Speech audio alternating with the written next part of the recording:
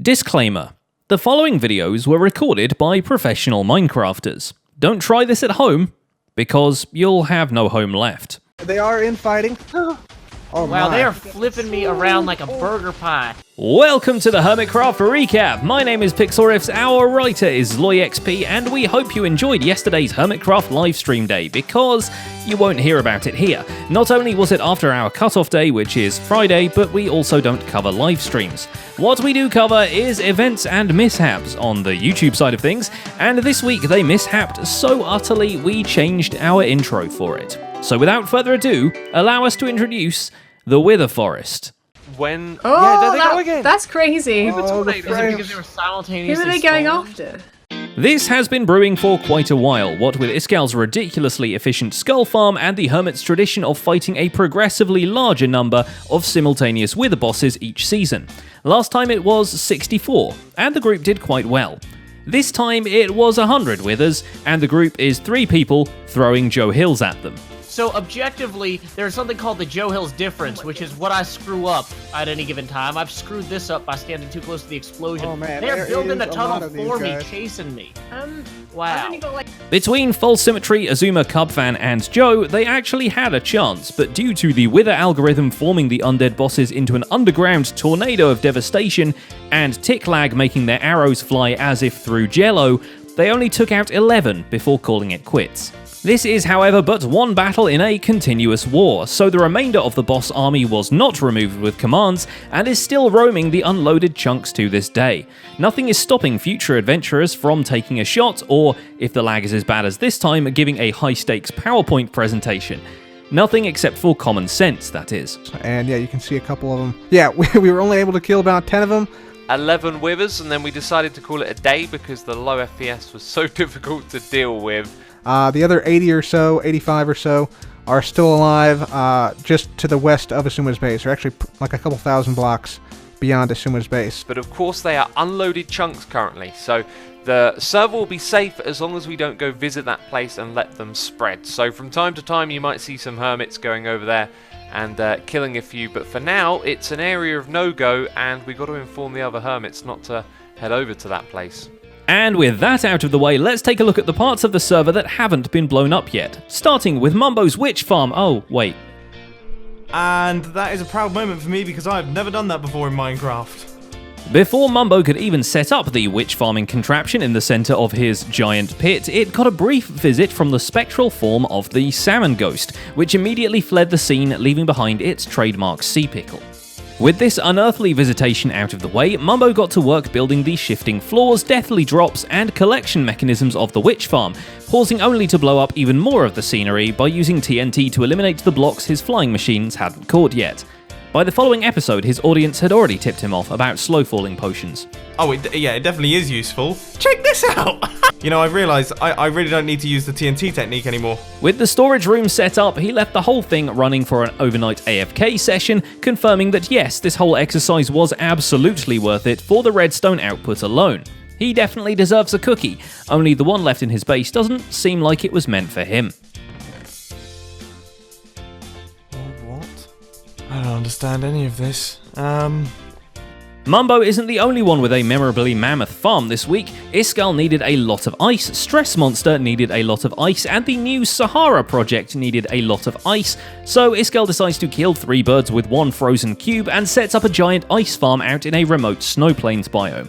Not only does the farm guide you around using water streams so you can mine it all while AFK, it's big enough that by the time you get back to the start, everything's frozen over again, and it'll even replace your Silk Touch pick for you so it doesn't run out of durability and break.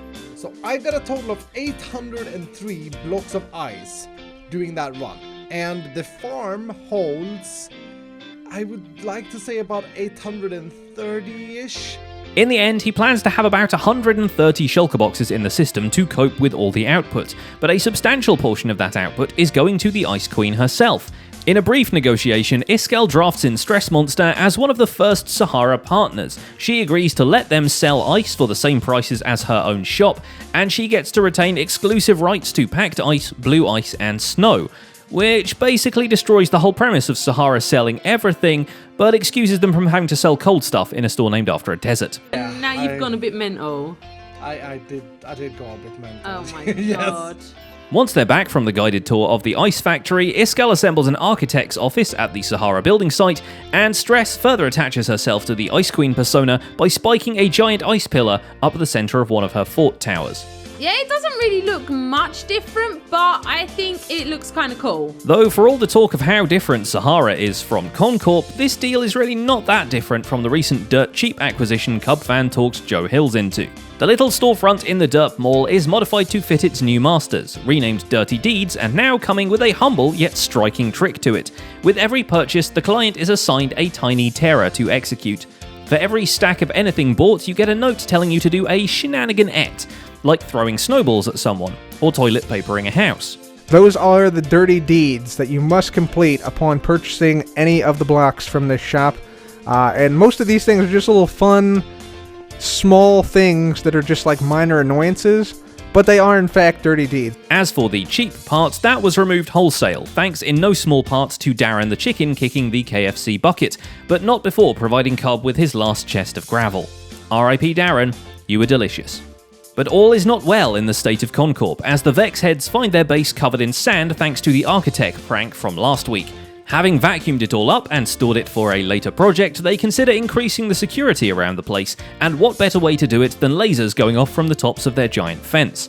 For even more defensive measures, Cub builds an enormous vault door for a future vault, piston-powered and incredibly convoluted. So fingers crossed.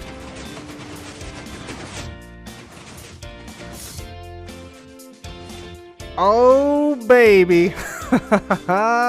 A more low-fi vault entrance comes from TFC, who plans for his to be piston-powered too, he just doesn't have the inclination to deal with that right now. At least the elevator shaft can be dug out, and it fits into the structure of the base without having to completely rework the residential levels.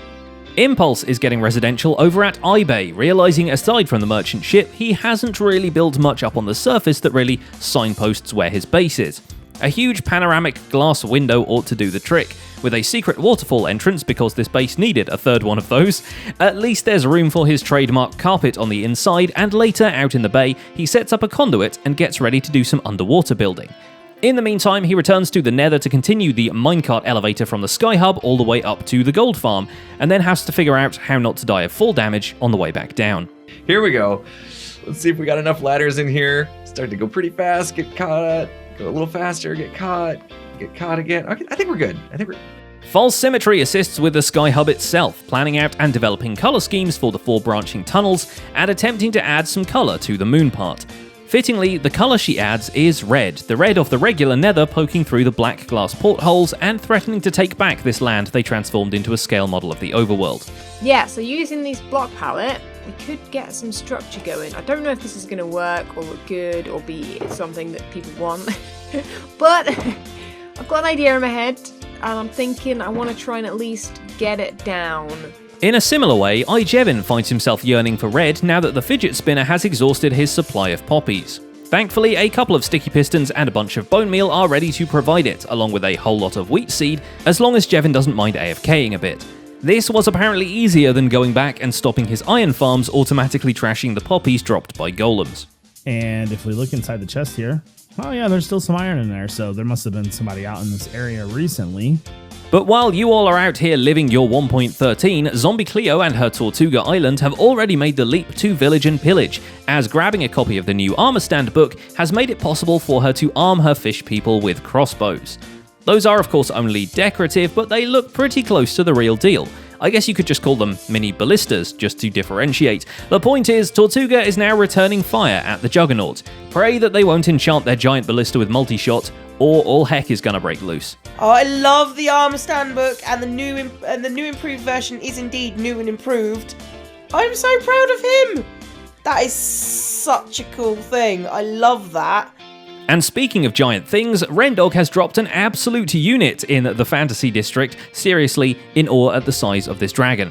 The skull is now the entrance to the spiral storage system, naturalized this week into an overgrown cave. He even installs a balcony with a trapdoor, letting you chuck a bunch of items out of your inventory and flush them into the storage system with a well-placed right click. But Ren's biggest news this week is a whole new look, courtesy of a trip to the tailor. Are you in a tailor outfit right now? Have you gone into tailor mode? I've been waiting for this moment for about 1.5 years. Oh, I see. Enlisting the help of Grian and some skin artists from the community, Ren has now transformed from his off-the-rack explorer outfit into some stylish new custom threads. Just don't ask him to take his sunglasses off. Oh! You know what? You're beautiful, Ren. Yeah. Pop those back on for me. Okay. Here we go. Yeah. Oh, there he is. It's a good time to invest in a new look because the stock exchange diamonds were returned this week. After doing some work on the piston bolt from the nether hub, including spaces for a few custom biomes to either side, Doc M strolled up to the stock exchange steps to find the missing diamonds just waiting for him in a box signed Jangled. Oh dude, they're the blocks! We're back. This is epic! Yes, but look who took him. After calling up Ren to celebrate the news, they assume the work of the Jangler and approach Sherlock Grian at his new premises to commission him to investigate. But if Grian's hunch is correct, this isn't the work of the Jangler at all. After all, as the server's greatest detective points out, the word Jangler is spelt with an I. Luckily, the good detective just had his office finished and the doorbell installed, the sound of Big Ben chimes dreamed up for him by Familycraft Dad.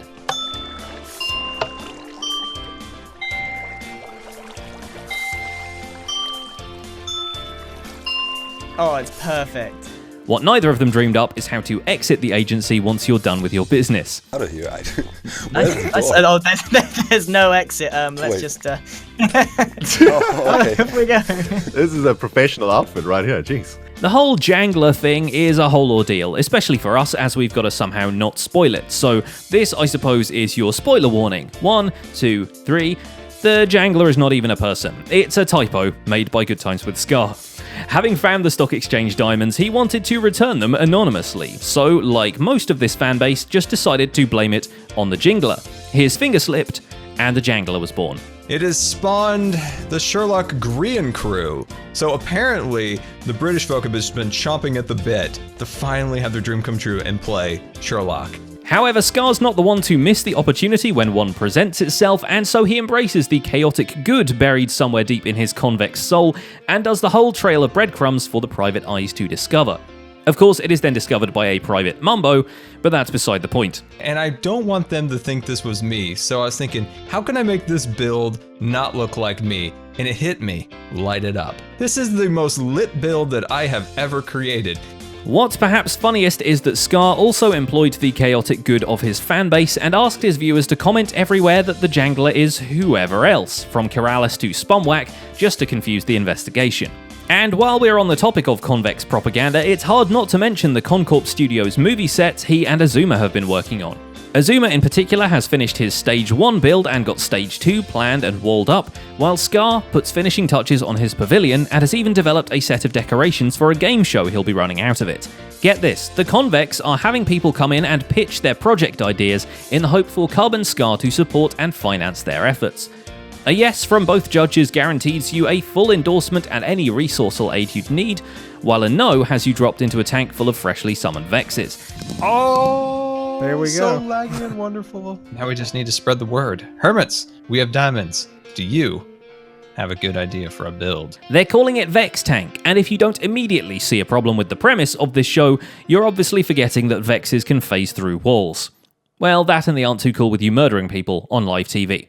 And that's just about it for this week's recap. Our writer is ZloyXP, and my name is Pixelriffs. My Minecraft Survival Guide series just hit 100 episodes, and Python dropped by to tour my world and show me around his own survival projects. There's a link to that episode in the end screen theatre this week. Don't forget to leave a like while you're still here, and subscribe so you won't miss future recaps. Thanks for watching, and we'll see you next week.